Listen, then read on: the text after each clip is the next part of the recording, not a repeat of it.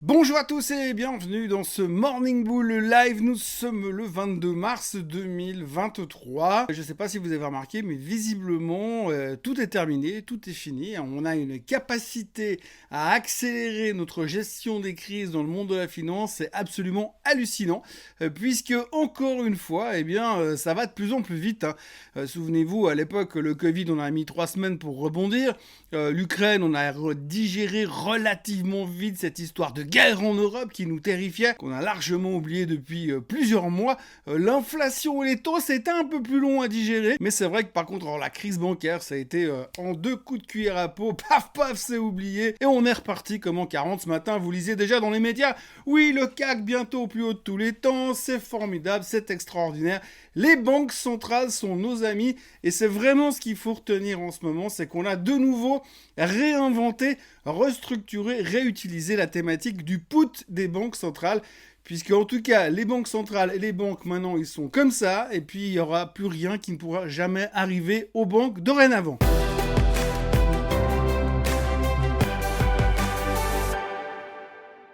Alors peut-être que j'exagère un peu, bien sûr, comme d'habitude, mais ce qu'il faudra retenir quand même, c'est qu'effectivement, on a quand même un peu ce signal, parce que hier encore, Madame Yellen a exprimé son intention d'être toujours prête pour sauver les banques. Scout toujours? Prêt. Personnellement, si aujourd'hui j'étais le CEO d'une banque, je pense que je prendrais ça comme un signal pour prendre tous les risques possibles et imaginables, puisque c'est un peu un espèce de clin d'œil en disant les gars, allez-y, de toute façon, si vous êtes une banque systémique, il peut rien vous arriver, parce que quoi que vous fassiez comme connerie, de toute manière, les banques centrales seront toujours là. Alors en Suisse, elles seront toujours là un peu plus tard, puisque forcément, il faut laisser un temps de réaction à la BNS et à la FINMA, qui sont comme d'habitude, comme la réputation des Suisses, toujours un petit peu plus longue d'habitude. Nous souhaitons donc agir aussi vite que possible, mais aussi lentement que nécessaire. Mais autrement, les banques centrales seront toujours là.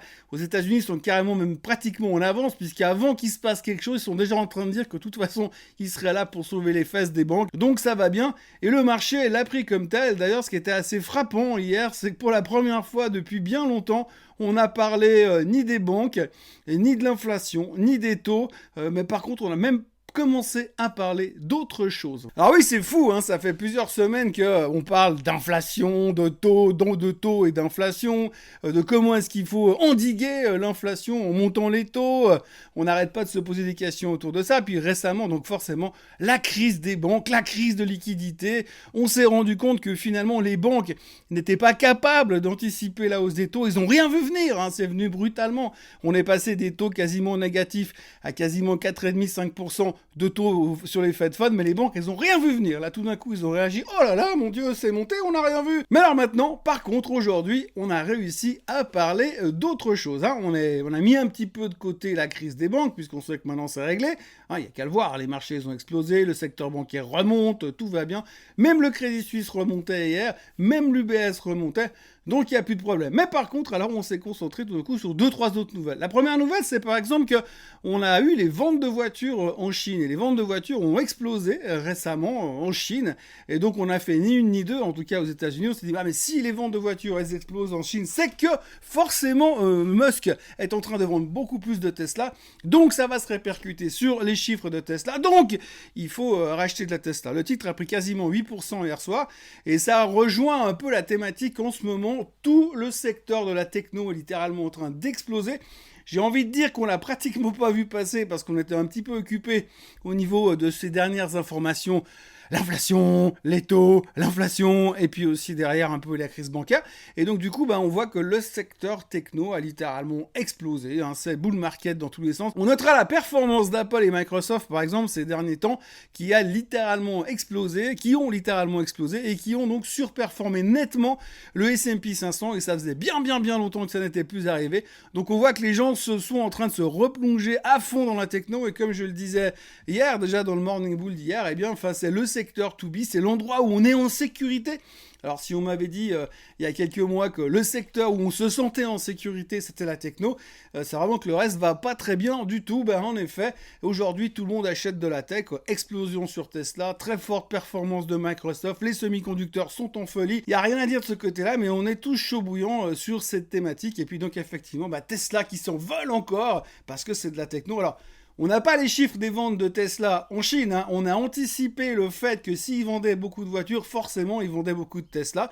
Donc on verra la réponse bientôt quand il y aura la publication des chiffres de Tesla. Mais il faudra quand même retenir que de ce côté-là, c'était plutôt bullish et on a de nouveau une très très belle interprétation des nouvelles pour le secteur technologique. D'ailleurs, toujours à propos de Tesla, on notera aussi que hier, Moody's a enlevé la dette de Tesla de junk. Donc avant, c'était considéré comme une dette pourrie, extrêmement dangereuse. Et aujourd'hui, non, finalement, il n'y a plus de problème. Ça devient une obligation normale, une obligation défensive. Alors évidemment, pas aussi bien que les obligations du Crédit Suisse ou les 81 du Crédit Suisse, mais déjà une obligation pas mal pour une société comme Tesla. Donc là aussi, encore un petit vent de positivisme du côté des voitures électriques. Dans les autres nouvelles du jour, parce qu'il y a aussi des autres nouvelles du jour, eh bien, nous avons eu également hier soir les résultats de Nike qui étaient, on va dire, bof, sans plus. Le titre perdait 2,25%. C'est pas l'euphorie, on voit que Adidas galère, que Nike ça va mais c'est pas non plus génial. Pourtant quand on voit le prix auquel ils vendent certaines de leurs baskets, on peut se demander comment ils arrivent à faire des résultats aussi beaufs. Néanmoins c'était un petit peu décevant. Par contre il y a une société qui nous a sorti des résultats exceptionnels, fantastiques, extraordinaires. En tout cas, ça va être le cas vu la performance du titre hier soir, c'est GameStop. Alors GameStop a sorti un bénéfice surprise, on ne s'y attendait pas, et des ventes en hausse, on ne s'y attendait pas non plus. Alors bien évidemment, quand on a une bonne surprise comme ça, eh bien qu'est-ce qu'on fait? On se jette sur le titre, et comme la moitié de la planète est short sur GameStop, de nouveau short covering. Visiblement, certains hedge funds n'ont pas encore compris que ce machin c'était un peu trop dangereux. Néanmoins, explosion et couverture de short sur GameStop after close hier soir, 50% de hausse. 50% de hausse. Ça fait plaisir quand même de voir que dans ce marché qui est à moitié sclérosé par la problématique de l'inflation, de ce que va faire la Fed et d'une éventuelle crise bancaire potentielle, eh bien, du coup, on arrive encore à s'exciter sur ce genre de choses. Alors, revenons maintenant au sujet principal, l'inflation, les taux et la crise bancaire. Donc, je vous l'ai dit, visiblement, on a l'air plutôt serein du côté crise bancaire, puisque finalement, les banques centrales sont nos amis. On a toujours un petit problème avec la First Republic, qui a repris 30% hier, donc ça, c'est à noter, que Jamie Dimon est toujours en train de tourner autour et essayer de trouver des solutions pour les aider. Je ne sais pas ce qu'il a avec cette banque, mais visiblement, il doit être cousin ou un truc dans ce sens.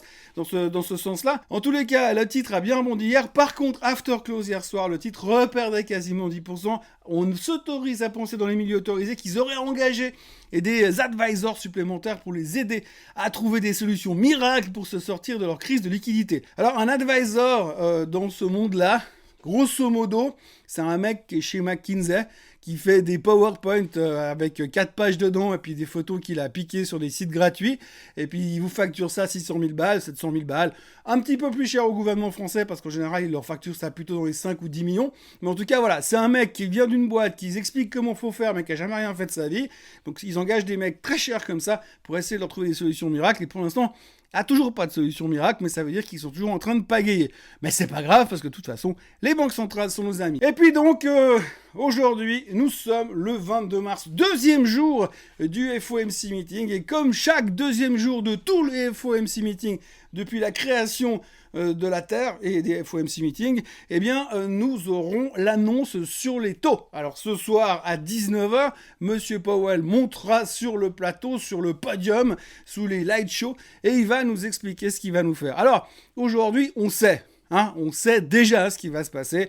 On sait que les taux vont monter de 0,25%, ou pas. Ou pas aujourd'hui parce qu'effectivement, les gens se posent pas mal de questions et se disent, alors voilà, qu'est-ce qu'il va faire? S'ils montent pas les taux, je vous l'ai déjà dit, ça voudra dire qu'ils sont fous de l'inflation et ça pourrait être mal interprété. S'ils les montent trop, ça veut dire qu'ils sont fous des banques et ça pourrait être mal interprété. Donc en gros, ils risquent de faire du consensuel, un truc vraiment au milieu, un peu comme le parti de Modem en France. Au milieu des choses, on reste bien coincé au milieu et on fait pas de fraude, on va dire... On va essayer de fâcher personne, ni les banques, ni les gars qui ont peur de l'inflation. Donc résultat, on devrait avoir une hausse de 0,25%. On va dire que 60% des experts s'attendent à ça, les autres s'attendent à rien. Mais surtout, ce qu'on va surveiller très attentivement, c'est le ton de Monsieur Powell.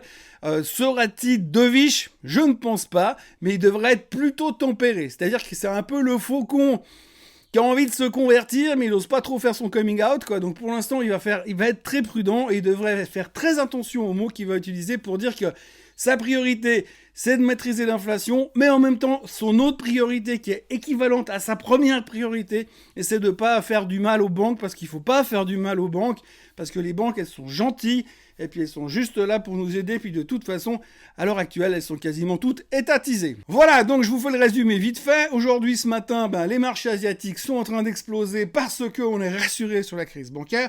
Les futurs sont inchangés parce qu'on attend ce soir 19h pour voir ce que va faire Monsieur Powell. Et comme d'habitude, à partir de 19h01, le monde que l'on connaît tel qu'il est aujourd'hui ne sera plus le même demain matin. Donc moi je vous retrouverai demain matin pour voir ce qu'on peut en tirer comme conséquence. Voilà, donc moi de mon côté, je vous encourage à vous abonner à la chaîne Suisse Côte en français. Vu qu'il y a de plus en plus de gens qui s'abonnent, normalement dans pas longtemps on devrait friser les 30 000 abonnés, les 30 000 followers sur cette chaîne qui a même pas encore 3 ans. En tout cas, merci d'être là. N'oubliez pas donc de vous abonner si ce n'est point encore fait. N'oubliez pas de liker cette vidéo. Et puis, bien sûr, de revenir demain pour savoir à quelle sauce Monsieur Powell aura décidé de nous déguster. Passez une excellente journée. Et souvenez-vous, les banques centrales sont nos amis. À demain. Bye bye.